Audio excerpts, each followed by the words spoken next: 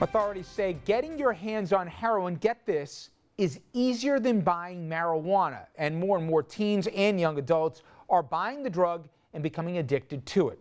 Countless lives are lost every day, and right now, a war on the drug is unfolding right here in our own backyard. And we start in Staten Island, where reporter Samantha Liebman has more. Jonathan Krupe played sports, loved his nieces and nephews, and was even an altar boy. He was such a lovable kid. I mean, everybody loved him. He had a smile that as soon as he walked in the room, everybody just lit up. And, oh, John's here. But much of that changed in recent years as he became hooked on painkillers and then heroin. Jonathan died from a heroin overdose March 29th at the age of 21. His parents, Barry and Candace Krupe, say he was in several treatment programs, and they even kicked him out of the house a few times. And he tried. And I thought he could do it. Yeah, we were both hoping. He was doing it, and the only thing I could say is that he just relapsed. Unfortunately, stories like Jonathan's are becoming increasingly common here on Staten Island. In 2012, according to the Department of Health, Staten Island had the highest rate of deaths caused by heroin overdose of all the 5 boroughs. Rocco, whose last name we're withholding, is a recovering pill addict, but he was one of many small-time heroin dealers who would buy it in New Jersey and sell it on the island. It's the price, really. Heroin is a lot cheaper than pills. You're talking about $10 compared to $25. And not a lot of people could afford pills anymore. Yeah. They're also hard to come by because they're cracking down on doctors and all that. According to Luke Nasta of Camelot Counseling, one of the few long-term treatment centers on the island, increased heroin use is one of the unintended consequences of New York State's I-Stop law. Enacted in 2012, it allows physicians to see whether patients are doctor shopping for painkillers. But Nasta says it usually starts with pills, and on Staten Island, what he calls a blue-collar culture, one of work and reward.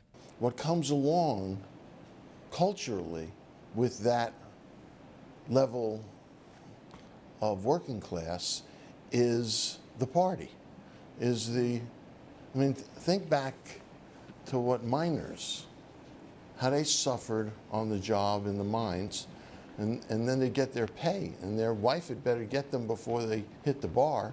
And instead of alcohol, the children of those workers are using drugs. And once addicted, the Krupes say there are few options, since most insurance will only pay for 28 days of inpatient treatment, which experts say is not enough. And while treatment and family support can't always save someone, as in Jonathan Krupe's case, they believe many people aren't even seeking help because of the stigma. That's the reason we keep coming in, is because everybody thinks of this kind of addiction as, like some junkie on the street, and it's, they think so low of these people, and meanwhile they're our son, they're somebody else's son and daughter. On Staten Island, Samantha Liebman, FiOS 1 News. We have covered the issue of the real explosion of heroin here quite a bit on this program, and earlier this week I had a chance to sit down with Craig Ames. He's a recovering heroin addict who says he started using the drug at a young age, and it's a battle that he fights within himself every day. I started using marijuana and stuff in high school and things like that. I took my first prescription painkiller at 18, about that. Just continued on. Friends, everybody was a new thing, everybody was doing it and stuff like that. I ended up getting a rare disease in my leg. I was in the hospital for like 3 weeks and was prescribed painkillers.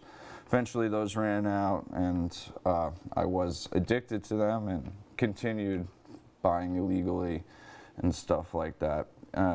It got bad, I knew it was bad, and then I decided I needed to do something different. I joined the military to escape, get away. That worked for a while, and then shockingly I got another rare eye disease, another marine bacteria, where I was pretty much blind for about 3 months, where I was prescribed Percocets and stuff like that. I got better, but I was still addicted and continued to purchase, pills illegally. Then the scene changed, on the streets. Pills got real expensive. We're talking $1 a milligram, $30 for a small pill. And then eventually they became impossible to get, but the addiction was still there. And then magical heroin came around. You know? About a year and a half ago, right? Yeah, about a year and a half ago. If you asked me 2 years ago, would have told you crazy doing heroin. But it started. I never shot it. I snorted it. And that, if I can interrupt you, that's part of it, because the image, and I'm sure even Yes. you had it, was you got to be some street junkie shooting up with a needle looking for a vein here. But now, as we've heard over this conversation we've had with so many folks, people can snort it, people can smoke it. It's a lot less expensive than people may realize right now, and it's everywhere. It's everywhere. I mean, in all honesty, it's easier to find heroin than it is to find marijuana now, 100%.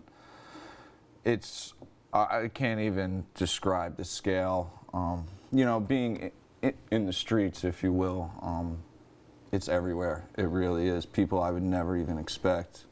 You know, people, I always kept my addiction to myself. My friends don't use, I mean, they drink, but I always kept it to myself and stuff. And then slowly over the past year and a half, it was just amazing how many people I saw were actually using heroin. I know it's hard to put it, to articulate this, but can you explain for folks who've never gone down the road what the high of the high is like with heroin and the low of the low of it?